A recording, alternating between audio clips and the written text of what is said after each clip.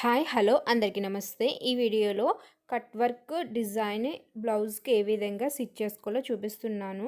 ముందుగా మీరు neck shape cut చేసుకోవాలి. మీకు ఏ షేప్ నెక్ కావాలంటే ఆ షేప్ నెక్ కట్ చేసుకుని ఇలా 1.5 ఉండేలా మార్క్ చేసుకోవాలి. ఇలా మీరు చాక్ పీస్తో లేదా వైట్ పెన్సిల్తో మార్క్ చేసుకోవాలి. మొత్తం సేమ్ అన్నీ 1.5 వచ్చేలాగా మార్క్ చేసుకోవాలి. ఇవి 1 పాయింట్లో అంటే 0.5 వచ్చేలాగా పొడుగ్గా డ్రా చేసుకోవాలి. అన్ని లైన్స్ ఒకే లైన్స్ కింద 1.5 వచ్చేలాగా డ్రా చేసుకోవాలి. ఇప్పుడు డ్రా చేసుకున్నవి రౌండ్ షేపు పర్ఫెక్ట్గా ఇలా క్రాస్గా రౌండ్గా వచ్చేలాగా డ్రా చేసుకోవాలి. మీకు ఇంకా పెద్ద సైజు కట్ వర్క్ కావాలంటే 2 పాయింట్స్ మార్క్ చేసుకోండి. ఇంకా చిన్నగా కావాలంటే 1 పాయింట్ మార్క్ చేసుకోండి. మీడియంగా కావాలంటే ఇలా 1.5 మార్క్ చేసుకుంటే ఇలా కట్ వర్క్తో స్టిచ్ చేసుకోవచ్చు. అన్నీ ఒకే సైజులో రావడం కోసమే ఇలా టేప్తో మార్క్ చేసుకుని డ్రా చేసుకోవాలి.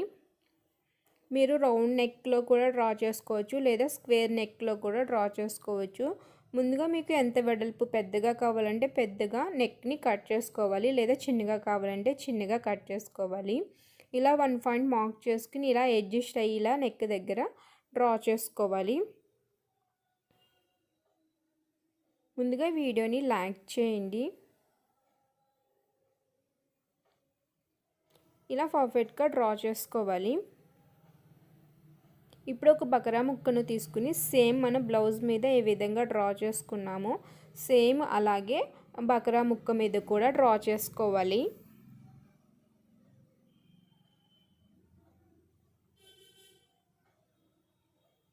మీరు స్ట్రైట్గా బకరా ముక్క మీద డ్రా చేసుకుంటే సరిపోతుంది. మీకు అర్థం అవడం కోసం నేను క్లాత్ మీద అండ్ బకరా ముక్క మీద డ్రా చేసి చూపిస్తున్నాను. స్కేల్ ఉంటే స్కేల్తో డ్రా చేసుకోండి. నేనైతే లైనింగ్ క్లాత్తో డ్రా చేస్తున్నాను. ఇలా అన్నీ 1.5 వచ్చేలా డ్రా చేసుకోండి.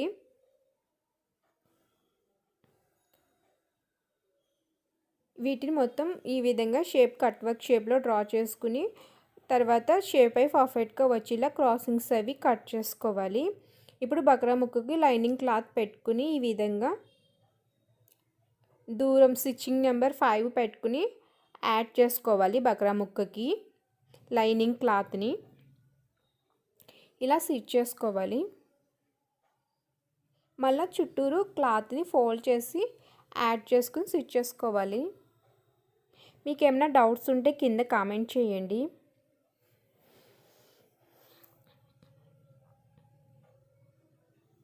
బకరా ముక్క కన్నా ఎక్కువగా లైనింగ్ క్లాత్ ఎక్స్ట్రా కట్ చేసుకోవాలి. ఎందుకంటే ఇలా ఫోల్డింగ్ చేసుకోవడం కోసము.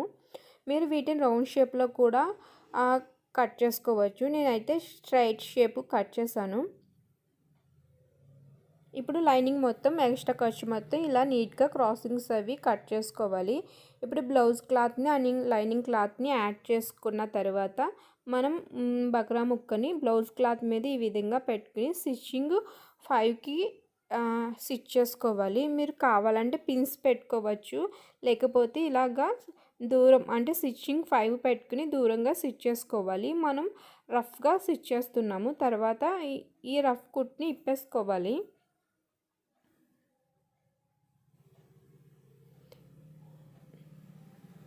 ఇలా చివరికంట స్టిచ్ చేసుకోవాలి. నేను ఈజీ మెథడ్లో మీకు అర్థం అవడం కోసం సింపుల్గా చెప్తున్నాను. ఇప్పుడు ఈ కట్ వర్క్ పర్ఫెక్ట్గా వచ్చేలాగా స్లోగా ఈ విధంగా క్రాసింగ్స్ అయ్యి పర్ఫెక్ట్గా వచ్చేలాగా స్టిచ్ చేసుకోవాలి. ఇలా స్లోగా మూవ్ చేసుకుంటూ అడ్జస్ట్ చేసుకుంటూ స్టిచ్ చేసుకోవాలి. నెక్ చుట్టూరు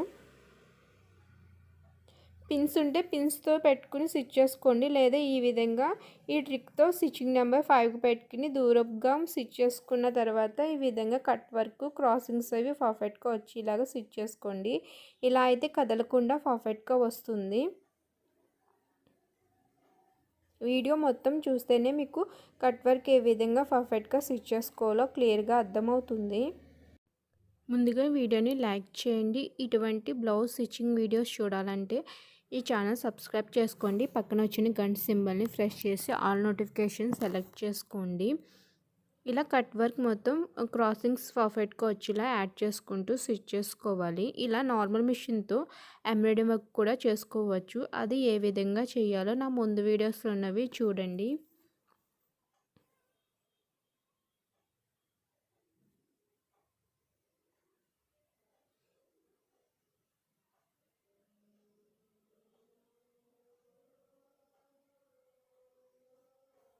పర్ఫెక్ట్గా రావాలంటే నేను స్టిచ్ చేసిన విధంగా స్టిచ్ చేస్తే కట్ వర్క్ అవి ఫినిషింగ్ చాలా నీట్గా పర్ఫెక్ట్గా వస్తుంది. మొత్తం వీటిని నీట్గా కట్ చేసుకోవాలి క్రాసింగ్స్ అవిని.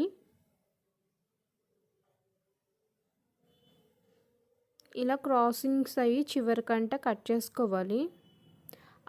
అలా అయితేనే క్లాత్ని రివర్స్ చేసేటప్పుడు కట్ వర్క్ ఫినిషింగ్ పర్ఫెక్ట్గా వస్తుంది. ఈ విధంగా నెక్ చుట్టూరు నీట్గా కట్ చేసుకోవాలి. ఖర్చు తక్కువగా ఉంచి చివరికంట కట్ చేస్తే మళ్ళీ రివర్స్ చేసేటప్పుడు క్లాత్ జాయింట్ ఊడిపోతుంది. సో కొంచెం ఈ విధంగా కుట్టు చుట్టూరు కొంచెం క్లాత్ను ఉంచుకుని కట్ చేసుకోవాలి. అండ్ ఈ క్రాసింగ్స్లో చివరికంట కట్ చేసుకోవాలి. ఇలా కట్ చేసుకుంటేనే ఫినిషింగ్ బాగా వస్తుంది. ఇప్పుడు వీటిని రివర్స్ చేసి ఇలాగా క్లాత్ని అడ్జస్ట్ చేసుకోవాలి.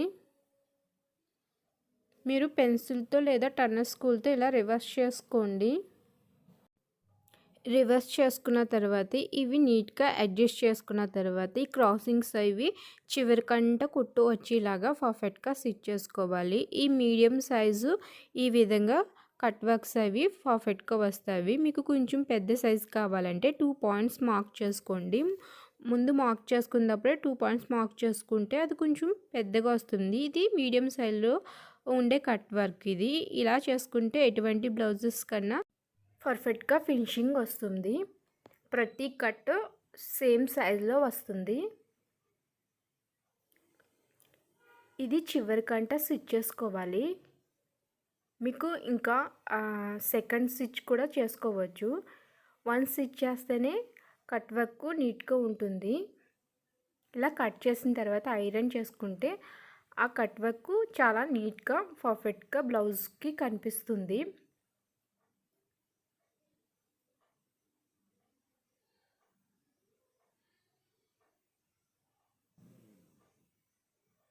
మొత్తం కంప్లీట్ అయిన తర్వాత కట్ వర్క్ ఈ విధంగా బ్లౌజ్కి బ్యాక్ సైడ్ పార్ట్ ఈ విధంగా కనిపిస్తుంది. అన్ని కట్స్ ఒకే సైజులో వచ్చాయి చూడండి.